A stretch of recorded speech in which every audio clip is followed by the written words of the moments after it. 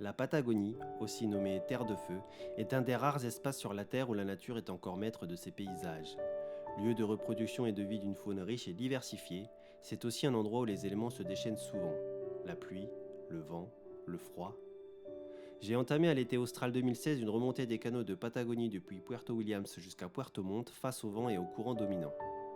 Le postulat de départ est simple. Un homme, un First Rant baptisé José Ignacio, voilier de 8,70 m sans pilote automatique ni chauffage, et vogue la galère. Revivez dans cette vidéo l'itinéraire d'un marin solitaire en Patagonie.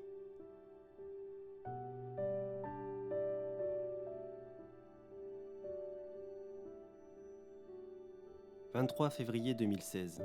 Depuis Puerto Williams et son fameux Micalvi, ancien navire de guerre réhabilité en marine à ponton, je m'élance à travers le canal de Beagle. À la sortie du port, deux solutions. Contourner les bouées de balisage à l'autre bout du canal, 2 milles plus loin, ou en bon marin fainéant, se frayer un passage au travers le Banco Herradura aux coordonnées suivantes. À cet endroit, les fonds seront toujours de 3 mètres minimum, quelle que soit la marée. Cette première étape sera écourtée au bout de 9 milles, car les conditions climatiques se dégradent petit à petit et le plan d'eau devient alors trop agité. C'est ainsi que les navigateurs ira s'abriter au mouillage Villarino, trouvant un peu de calme et de réconfort malgré les esclandres des autochtones ruminants. Demain sera un autre jour. Oui, mais demain est déjà aujourd'hui et finalement bien pire qu'hier. Déjà je pars sous la neige, puis après 3 heures de bonne route, le temps devient très compliqué, le Beagle se déchaîne et je mettrai plus de 10 heures pour allier les 20 milles qui me séparent de Puerto Navarino. Trempé, épuisé, je me rends compte que des paquets de mer se sont engouffrés par le hublot avant avec pour conséquence d'avoir mouillé mon duvet.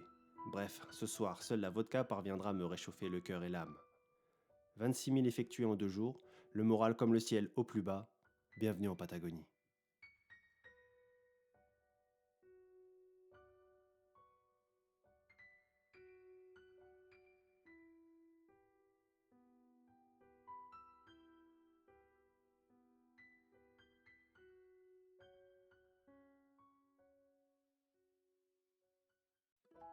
25 février 2016.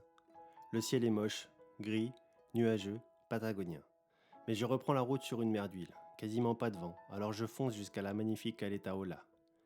J'y arrive à 17 h après 33 milles de navigation et il y a déjà 4 bateaux au mouillage. À 21 h, la Caleta affiche complet. Nous serons 9 voiliers et 2 bateaux de pêche. Il est grand temps de tester les haussières que j'ai achetées à Mar del Plata pour maintenir le voilier dans l'axe de son ancre. Le lendemain, au réveil, je constate que tous les bateaux sont partis, profitant d'un beau soleil pour allier la Caleta suivante. Moi, je pars crapahuter dans les tourbes patagoniennes et me hisse jusqu'à un belvédère où je peux admirer le glacier des Français et l'île du Diable, plantée au beau milieu du canal de Beagle. Tout à coup, je suis surpris par un condor. Il m'offre un spectacle de haut vol et je redescends tout sourire jusqu'au mouillage où j'en profiterai pour faire sécher mes affaires mouillées depuis 2 jours.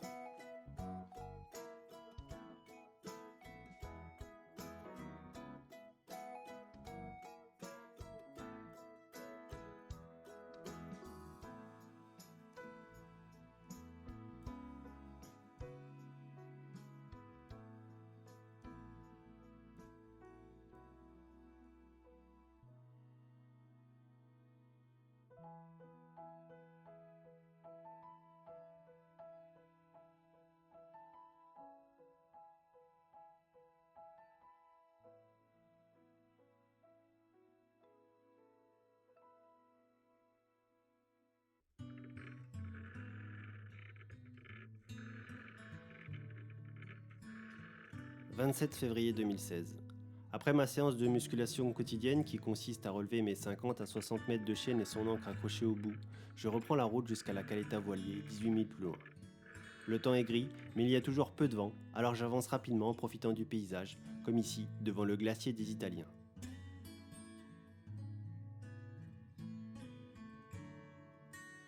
À midi et demi, juste avant que la pluie ne commence à tomber, je jette l'ancre dans une caleta déserte. Enclavée de toutes parts par de hautes montagnes, la Caleta Voilier est bien abritée, mais les balades sont limitées. 28 février 2016. Le temps est calme, mais il y a un brouillard à couper au couteau quand je m'extrais de la Caleta.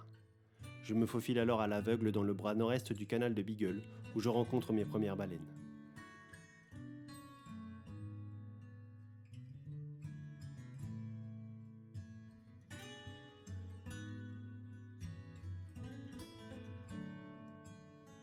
Petit à petit, Le ciel se lève et le soleil rayonne alors sur mon chemin. J'en profite pour faire une longue journée de 42 000 et rallier Puerto Engano. On est dans un super mouillage. Je suis content, il est arrivé. Il est 8h. 8h23. Puerto Engano.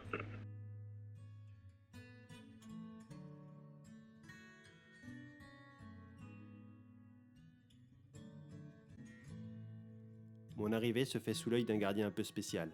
Il veille sur une caleta magnifique, où les possibilités de gambader dans les tourbes fraîches sont nombreuses.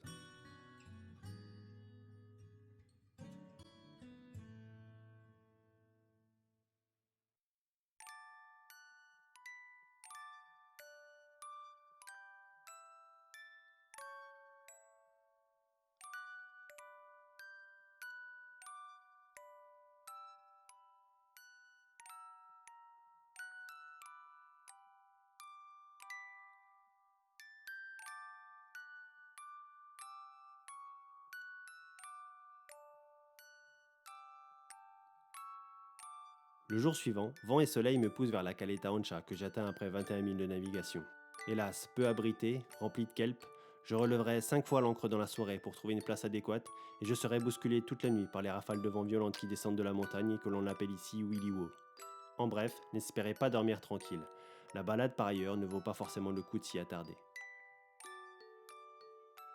1er mars 2016. C'est en bonne compagnie que je rattrape la magnifique caleta Yagan. Les instructions nautiques préconisent d'installer 3 haussières pour éviter l'évitage et puis le naufrage, car la caleta Yagan est très étroite et peut être difficile d'accès par vent fort. Pour ma part, bête et disciplinée, je m'exécute et place mes boots comme indiqué. Le vent ne soufflera pas cette nuit, tant mieux. Le point de vue sur le canal Brecknock est magnifique.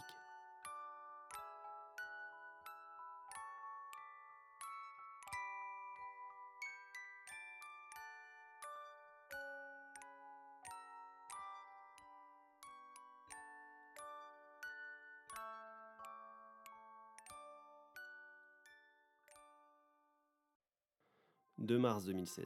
Je débouche dans le canal Cockburn à la voile, mais j'ai tout à coup un problème avec mon génois que je dois descendre à la hâte. Mes premiers pas dans le Pacifique sont rocambolesques. Puis le vent se met à souffler dans mon nez et lève un clapot difficile pour José Ignacio. Je dois faire ronronner le moteur pour arriver à rejoindre la caleta Illis et pouvoir ainsi espérer réparer mon génois. Sur la route, je croiserai une magnifique baleine australe qui sera le lot de consolation de la journée. L'escale à la caleta Illis me permettra de réparer le génois et de faire une balade assez humide.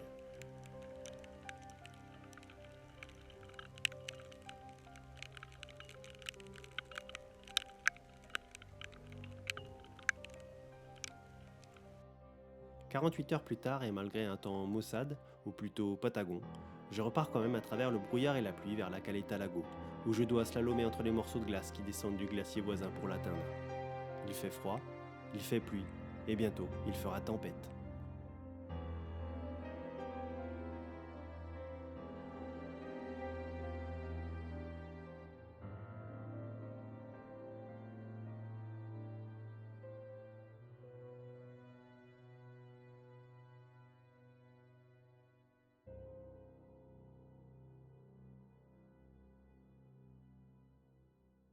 Ah, ces 2 jours c'est galère. Franchement, j'en ai plein le cul.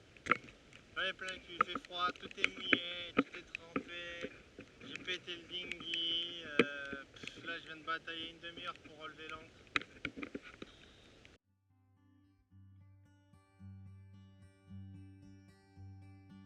Après 2 jours d'arrêt forcé et humide où j'aurai la compagnie de pêcheurs locaux venus eux aussi s'abriter pendant le mauvais temps, je reprends ma route vers le fameux canal de Magellan. Le temps est à l'amélioration et je rejoins la caleta Beaubassin, baptisée ainsi par Louis-Antoine de Bougainville en 1767 lors de son expédition avec la Boudeuse. J'ai pris la décision de faire un crochet vers Punta Arenas afin de refaire le plein de carburant, car je ne suis pas sûr de rallier Puerto Eden avec mes réserves actuelles. 7 mars 2016. Je traverse rapidement le canal de Magellan, sous un temps à ne pas mettre un guanaco dehors. Je pense que vous vous êtes fait une idée du temps en Patagonie, alors je vais essayer tant que faire se peut d'éviter de me plaindre de la météo.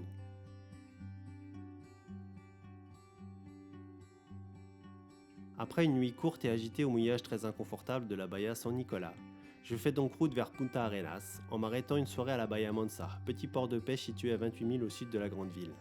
J'y rencontrerai un voilier français qui me sera d'une aide très utile quelques semaines plus tard.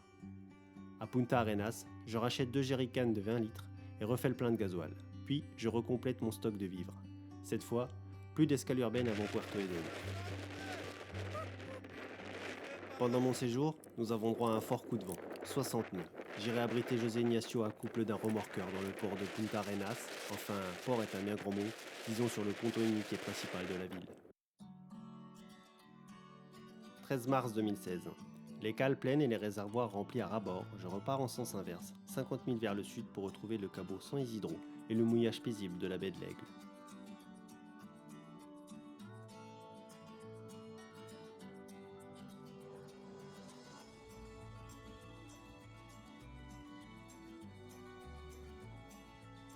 Le temps est plutôt clément ces derniers jours. Même si le ciel dévoile ses fameuses 50 nuances de gris, je remonte tranquillement le canal de Magellan, parfois sur une mer d'huile.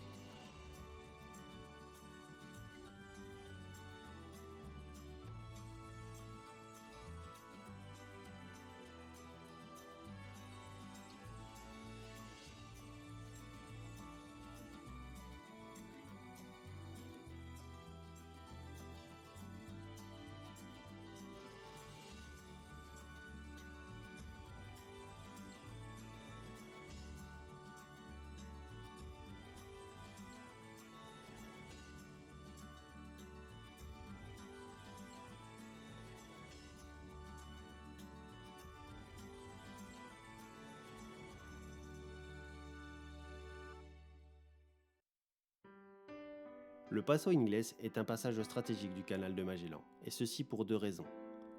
La première est le fort courant que l'on peut y rencontrer. J'avance ici à 1 nœud, moteur à fond.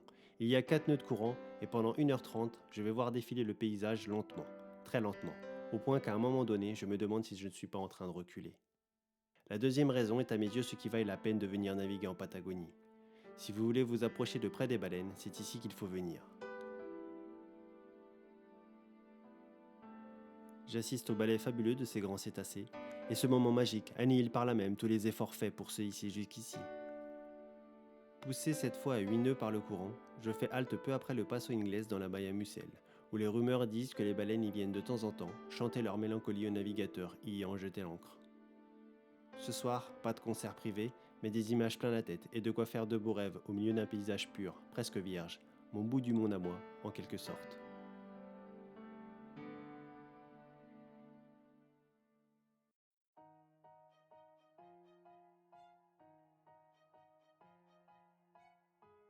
La journée du lendemain est pénible. Pluie, vent, brouillard, et le passage du Paso Tortuoso, qui porte bien son nom, tortueux, ou tortureux devrais-je dire pour un petit voilier. Halte à la Caleta Blanco au bout de 15 000 seulement, mais le marin est à bout de nerfs. Demain il fera jour comme on dit. Attention, en Patagonie, jour ne veut pas dire beau, ça veut dire jour. Ça sera bien pour aujourd'hui parce que j'en ai marre de prendre de l'eau sur la gueule. 19 mars 2016. La largeur du détroit de Magellan permet à certains endroits de tirer des bords et de remonter un peu mieux face au vent, ou plutôt moins péniblement.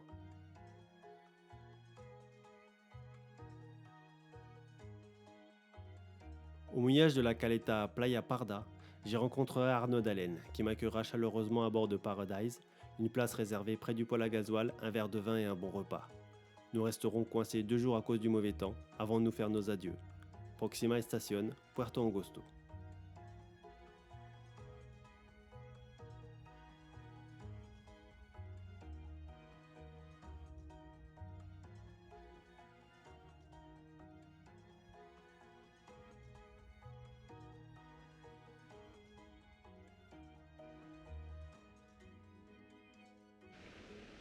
Je viens de battre avec l'oncle là, j'étais coincé, putain.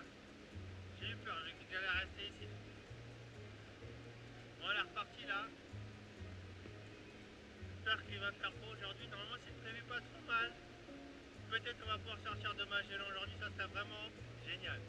Eh bien, ce ne sera pas pour ce soir, car à la fin de la journée, je n'aurai rallié que le mouillage de Puerto Tamar, où je resterai 3 jours à attendre qu'Eol s'essouffle. Pour savoir si l'on peut naviguer en Patagonie, c'est très simple. Nul besoin de sortir dehors. Le bruit du vent dans les haubans me donne le la, et par là même une idée sur sa force. Pendant 3 jours, j'aurai droit à un concerto en mi bémol. Seules les violentes rafales de vent, poussant tantôt sur tribord, tantôt sur bâbord ma frêle esquif, sont source d'inquiétude. Mais le mouillage tient bon, et le marin aussi. Parfois quand même, je mets le bout du nez dehors, mais juste le bout.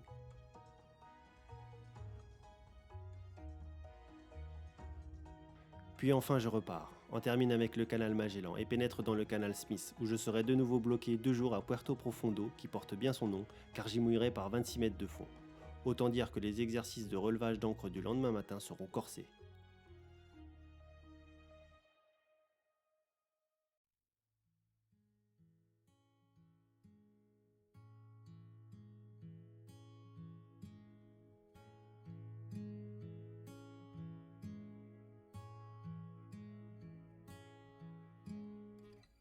« 28 mars 2016. Le temps est revenu au calme.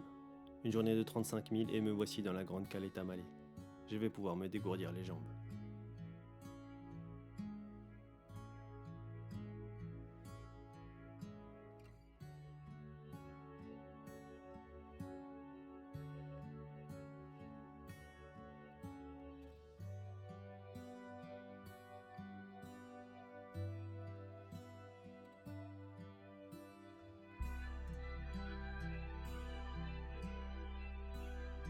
Le kelp, que l'on appelle goémon dans nos contrées, n'a cesse que de s'accrocher à une encre déjà bien lourde.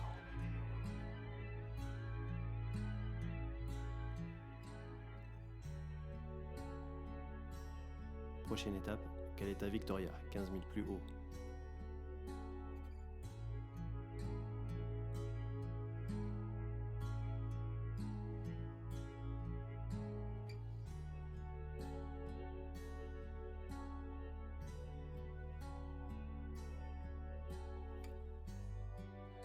Puis halte forcée à la Caleta Colombine sur l'isla Newton, 10 000 plus loin, car le vent de nouveau se lève et le clapot rend difficile la progression de José Ignacio.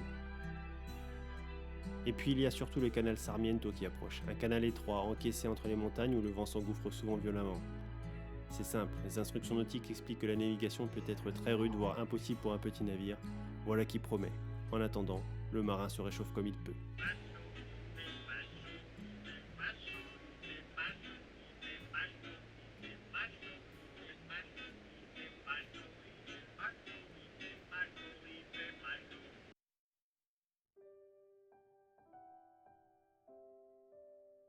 « 31 mars 2016. Mon premier jour dans le canal Sarmiento reste plutôt navigable et je parviens jusqu'à la magnifique Caleta Balandra.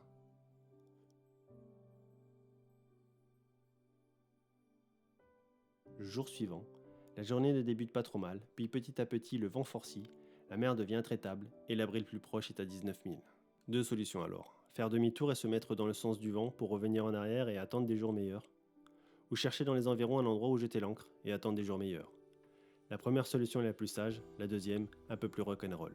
Car si en effet je trouve bien un endroit à peu près abrité en face de la pointe San Pablo, je n'ai aucune indication sur la tenue des fonds, la manière dont le vent souffle et surtout combien de temps je vais devoir y rester. Mais l'occasion est trop belle de laisser son empreinte en Patagonie en inaugurant un mouillage, José Ignacio.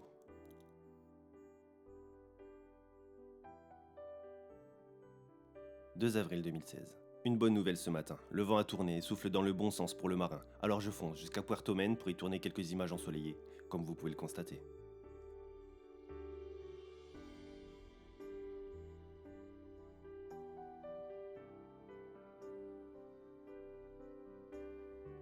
« 3 avril 2016. J'en ai bientôt fini avec ce maudit canal Sarmiento.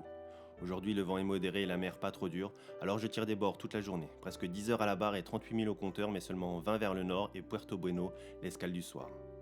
L'occasion pour le marin fatigué mais satisfait de se consoler autour d'un bon repas, d'un verre de vodka et d'un bon livre.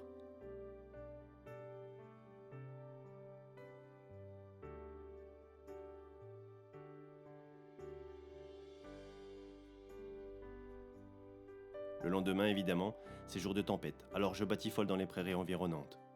J'y découvre un magnifique belvédère, depuis lequel j'imagine les Indiens devaient jadis surveiller les embarcations dans le canal.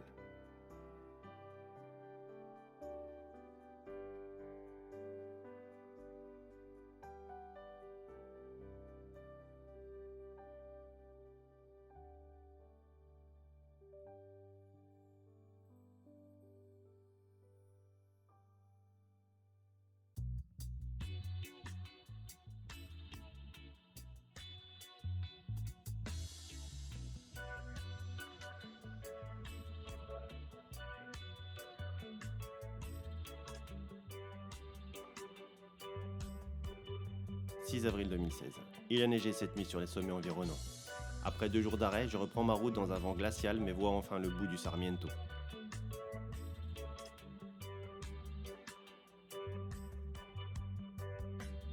Il fait pas chaud! Il fait pas chaud! Il fait pas chaud! Il fait pas chaud! Il fait pas chaud!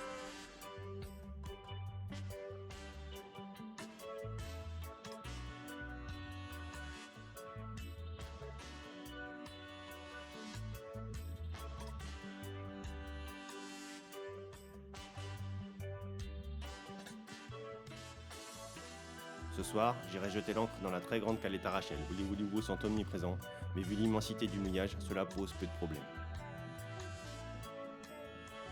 Le lendemain, je repars en ayant mal jugé de la force du vent, et je dois m'arrêter précipitamment dans la caleta Pico. Le mouillage y est étroit et difficile d'accès pour un équipage réduit que je forme à moi tout seul, mais l'endroit tout entouré de cascades vaut le détour.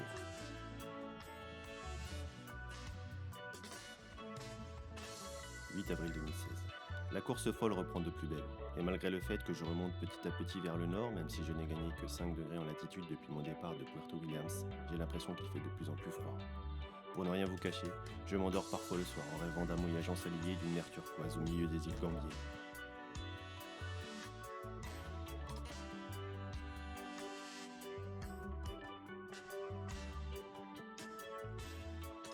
Et puis, il y a des matins où le paysage est grandiose, la lumière magique, la mer calme, le vent quasi inexistant. Alors là, on oublie les gambiers et on voudrait se construire une cabane pour pouvoir contempler chaque jour en ouvrant sa porte un panorama tel que celui-ci.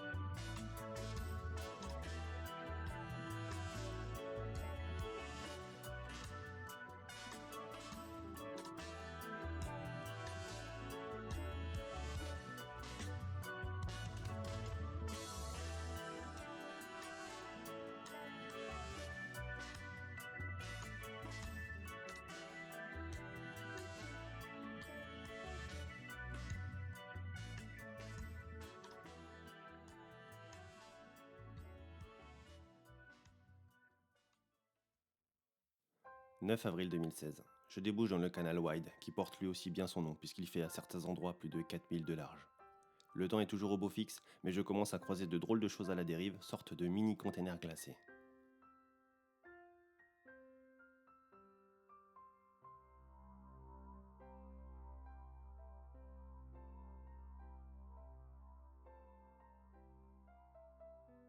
Ah, c'est pas l'Antarctique, mais on en est pas loin!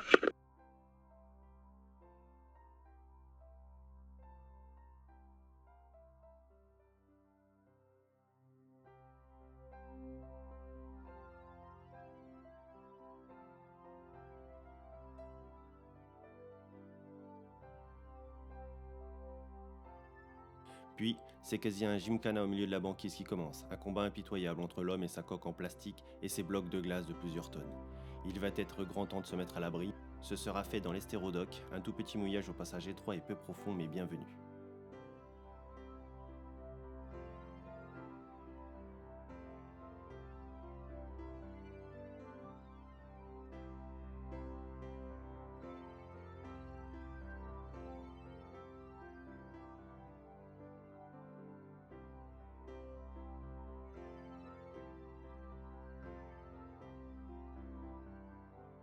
Le lendemain, la banquise est toujours là, mais dans un premier temps ne gêne pas la navigation. Puis, les premiers chocs sur la coque de José Ignacio forcent le marin à s'arrêter avant de finir comme le Titanic. Par chance, il y a le grand fjord de Gage où je peux m'abriter en attendant, ou plutôt en espérant que la glace fonde, ou que le vent et le courant libèrent le passage.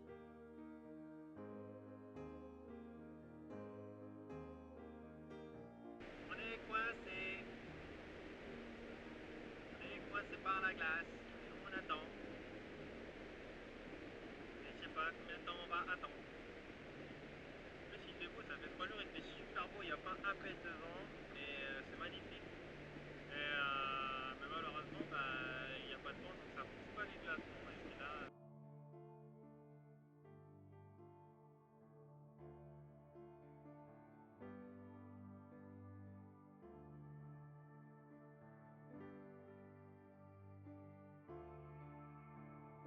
Nous sommes seulement à 40 000 de Puerto Eden. Réfugié dans la caleta Chinda, je commence à rationner les vivres qui s'épuisent petit à petit, le gaz dont il ne me reste plus que la moitié d'une bouteille, et la vodka qui... Ah non, les réserves de vodka sont vides depuis déjà bien longtemps. C'est dégagé, le vent a tout poussé. Il n'y a plus, il y a quasiment, c'était rempli, c'était un champ d'iceberg et là il y a presque plus rien.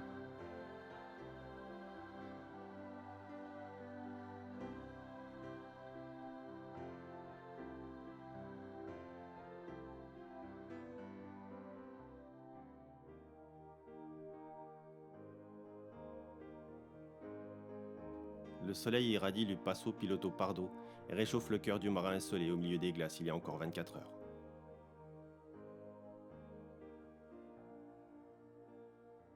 Faute d'alcool, je boirai sobrement un thé ce soir dans la caleta Apala, qui signifie baie des baleines dans le langage indien à la calouf.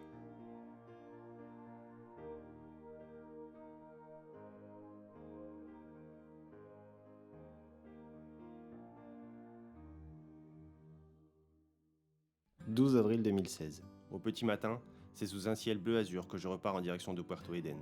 Ce soir, je vais retrouver un morceau de civilisation, ou du moins des hommes, des femmes, des enfants, des lumières, des bruits, des odeurs, tout un tas de choses que je n'ai pas vues, entendues ou senties depuis plusieurs semaines. Le soleil. Bénissons cet astre nous apportant lumière et chaleur.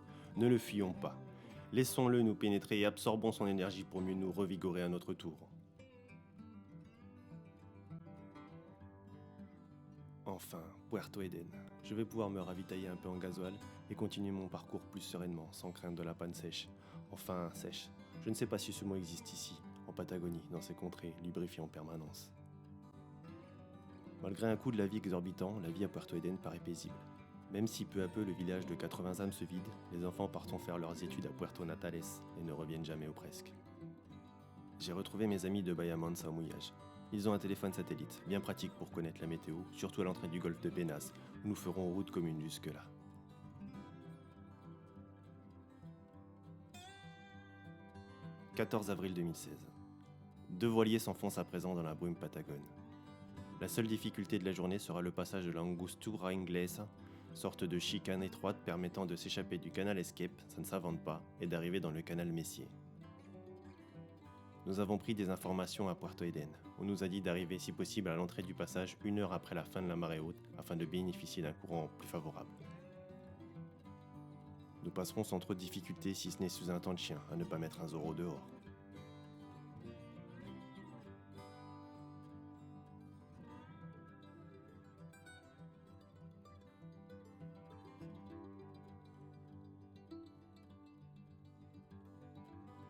La mer à présent se part d'une couleur verte translucide, due à la proximité du glacier Seno Iceberg. Il paraît qu'on peut s'en approcher de près et que cela vole des tours, mais personnellement, j'ai vu assez de glace pour ne pas tenter le diable et me retrouver de nouveau coincé au milieu des icebergs par je ne sais quel coup du sort.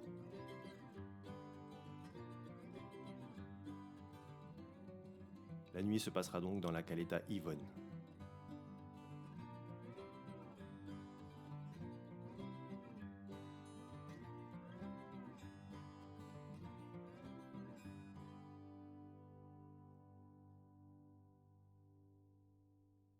Le 15 avril 2016 démarre sur les chapeaux de roue, avec un ciel bleu et du vent dans le dos, ce qui permet de s'amuser un peu à la barre et de foncer vers le prochain mouillage, la caleta Point-Lay.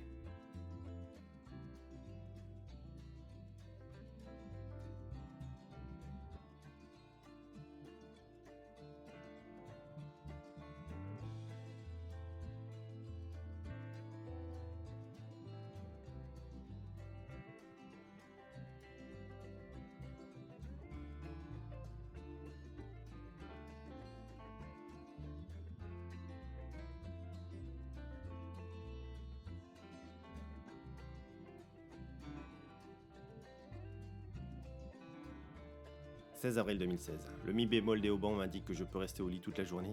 Ça tombe bien, je viens de commencer le 14e tome de l'Assassin Royal. 17 avril 2016. Nos 2 navires reprennent leur route sous un temps plus clément. L'objectif est de rallier la caleta idéale, distante d'une 40aine de milles, et dernière escale avant de plonger dans le sulfureux golfe de Penas.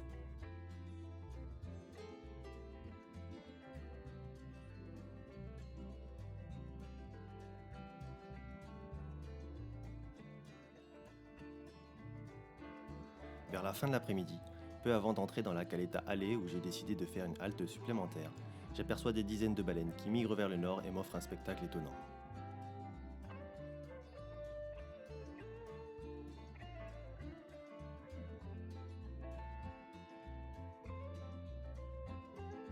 Le jour suivant, un nouveau concerto en fa majeur m'oblige à rester bien tranquillement à l'abri.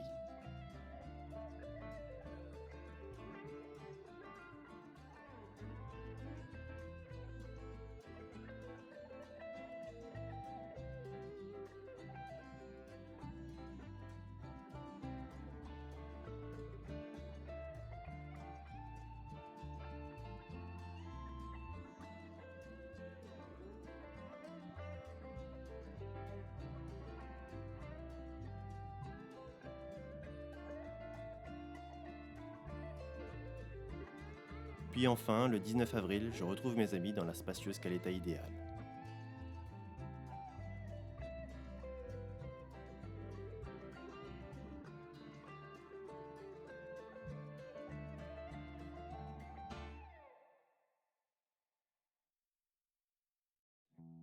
Nous y passerons 4 jours en attendant la bonne fenêtre météo.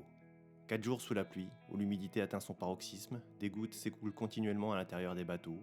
4 jours à pagayer dans la Caleta, 4 jours à parler avec les martins pêcheurs, peu réceptifs à mes problèmes de marin. La prochaine étape sera un minimum de 100 000, sans pouvoir s'arrêter, et comme je n'ai pas de pilote automatique, ça veut dire au mieux 24 heures non-stop à la barre. Alors je prends des forces.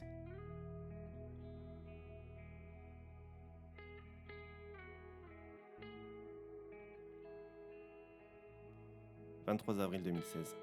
Nous partons à 4 heures du matin pour avoir la marée avec nous. À part la sortie de la Caleta que nous avons eu le temps de repérer, il n'y a pas de difficulté majeure, et nous débouchons directement dans le golfe de Penas en même temps que le jour se lève.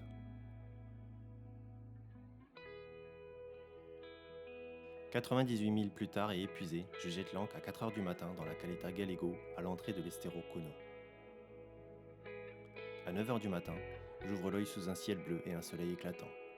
Je repars alors vers un meilleur abri car à présent je suis de nouveau seul, mes amis ayant filé tout droit sur Chiloé. Je me dirige alors vers la Caleta Cliff, distante de 12 milles. L'entrée dans cette Caleta n'est pas forcément évidente par temps calme, alors je n'ose l'imaginer par une mer plus coriace.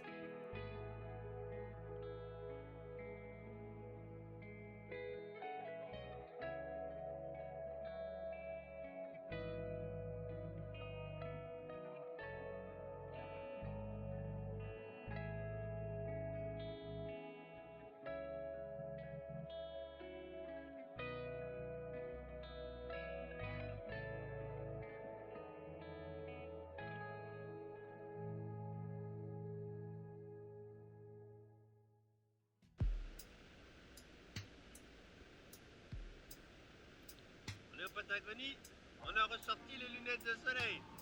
25 avril 2016. Je repars frais comme un gardon et rasé de près pour le dernier tiers du voyage. Le soleil est en rendez-vous, pas ou peu de vent, alors je fonce jusqu'au Seno Pico Peco, 33 000 plus loin.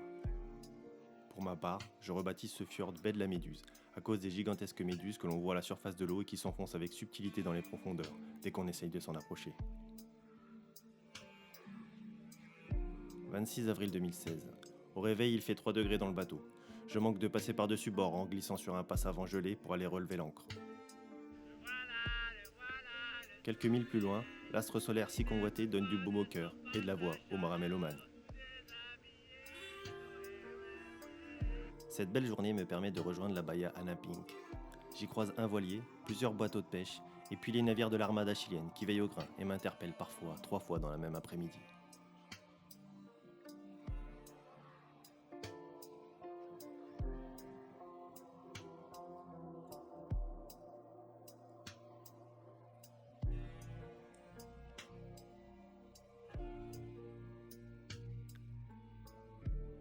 De nombreuses salmoneras, théâtre de la salmoniculture chilienne, jonchent mon parcours.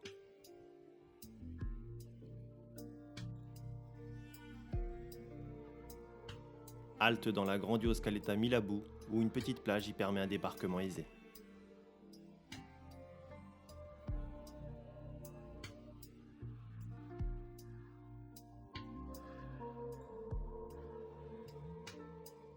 Vous avez noté que depuis quelques jours, je suis extrêmement chanceux envers la météo. Ce n'est que soleil et vent faible. Je fais de longues journées, avec une moyenne de 35 000 par jour, soit environ 9 heures accrochées à la barre, profitant de la magnanimité du temps.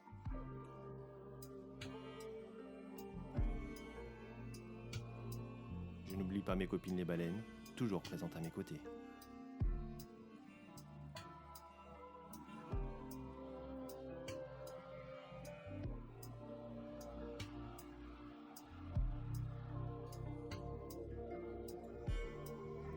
Ce soir, halte à Puerto Sergio.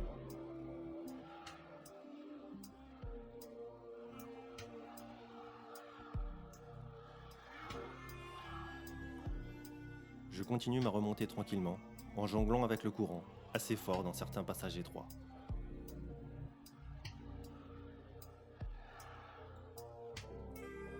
Les oiseaux déjà viennent me tenir compagnie, signe que la fin du voyage, ou du moins d'un certain voyage, est bientôt terminée et que le retour à la civilisation est proche.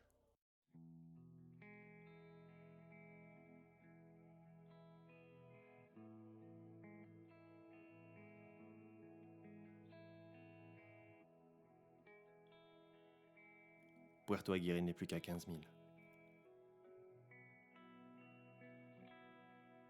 29 avril 2016. Toujours plus haut dans le ciel, le soleil continue de m'accompagner. Puis ce qui devait arriver arriva. Voici Puerto Aguirre en ligne de mire et le bruit infernal de la VHF.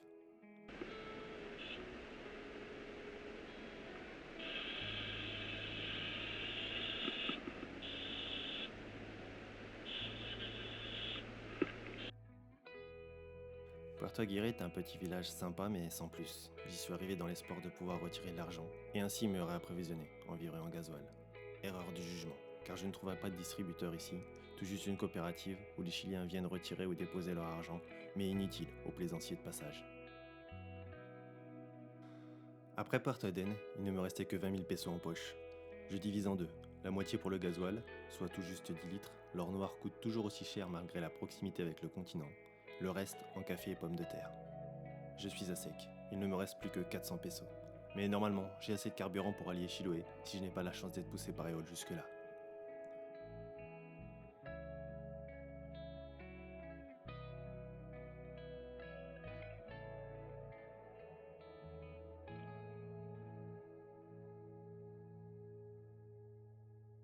« 30 avril 2016.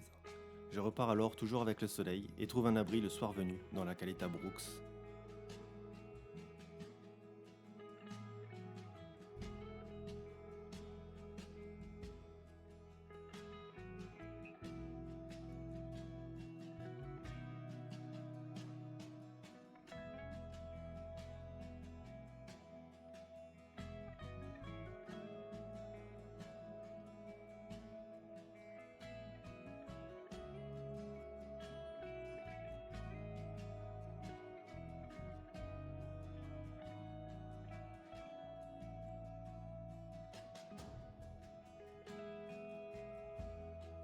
Le lendemain, je m'arrête dans la Caleta Valverde. Au mouillage, je suis tranquille, mais une salmonera à moins d'1 000 crée du trafic et toute la soirée, ou devrais-je dire toute la nuit, c'est un incessant remue-ménage dans le canal tout proche. Le temps de mes mouillages calmes et solitaires d'une Patagonie sudiste plus véritable me paraît déjà bien loin.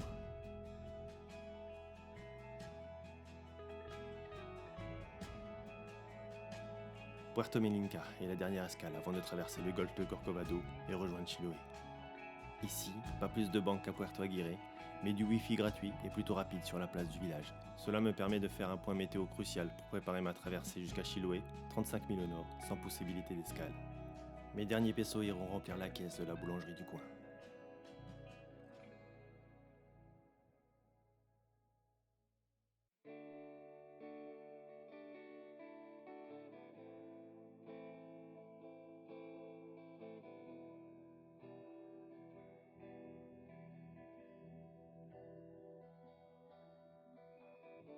« 4 mai 2016.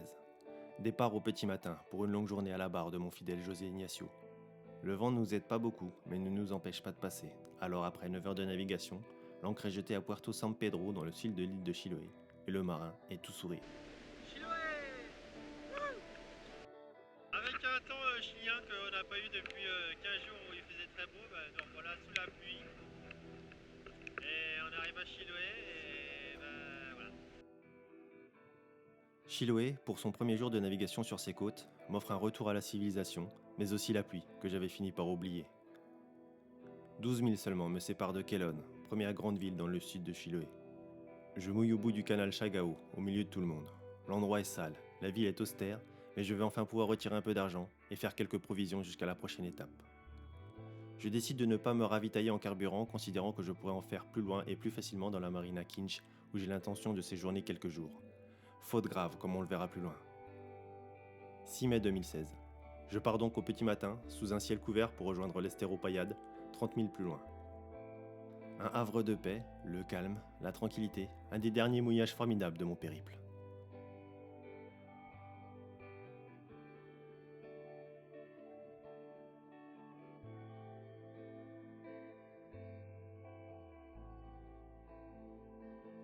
« 7 mai 2016.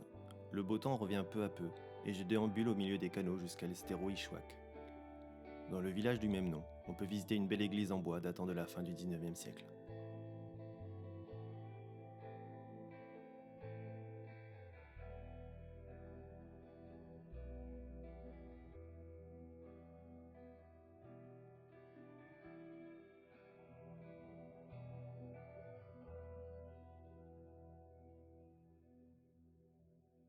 « 8 mai 2016. 3 milles me séparent de la marina Kinch, où l'on m'apprend qu'une grève des marins-pêcheurs a commencé depuis 2 jours et que toute l'île est bloquée.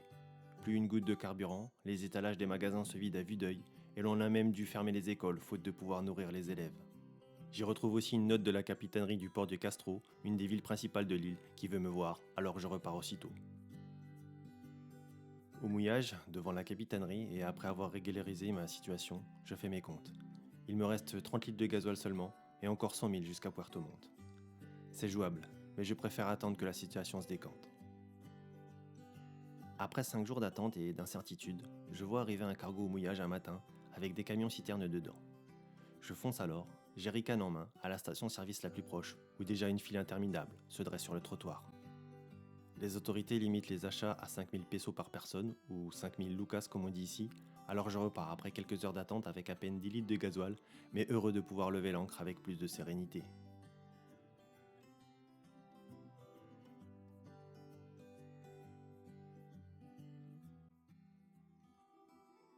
« 16 mai 2016.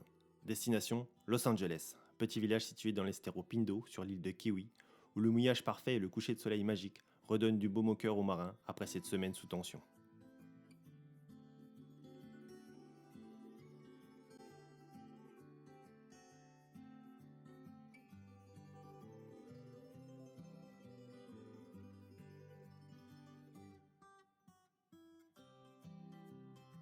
Le lendemain, sur ma route vers la Caleta Mechuque, je rencontre le soleil et encore quelques cétacés égarés.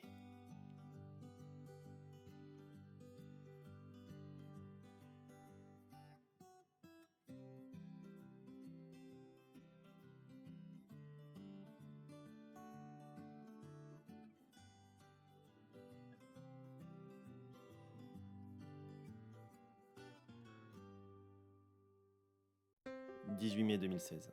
C'est le grand jour, c'est la dernière étape. C'est la traversée du golfe d'Ancud et ses 30 milles jusqu'à la terre ferme, jusqu'au plancher des vaches, ou plutôt des alpagas.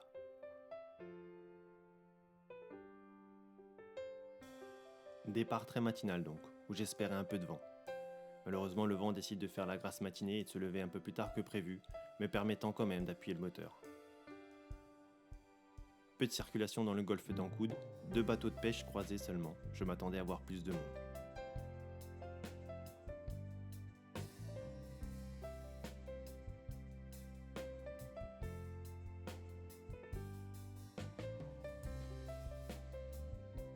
Il est un peu tard en cette fin d'après-midi pour rejoindre le centre de Puerto Montt, et je ne suis pas pressé, ou du moins, je n'ai pas envie que l'aventure s'arrête, alors je temporise un peu et passe une dernière nuit au mouillage à la jonction entre l'Estero Huito et le canal Calbuco, en face de la Punta Oyor. 19 mai 2016. À 8h du matin, je profite de la marée pour franchir le Paso Totil et remonter les 15 derniers milles vers Puerto Montt. Après un périple de 3 mois, le sourire relève, le cœur fier et riche, le corps un peu amaigri mais la tête remplie de souvenirs.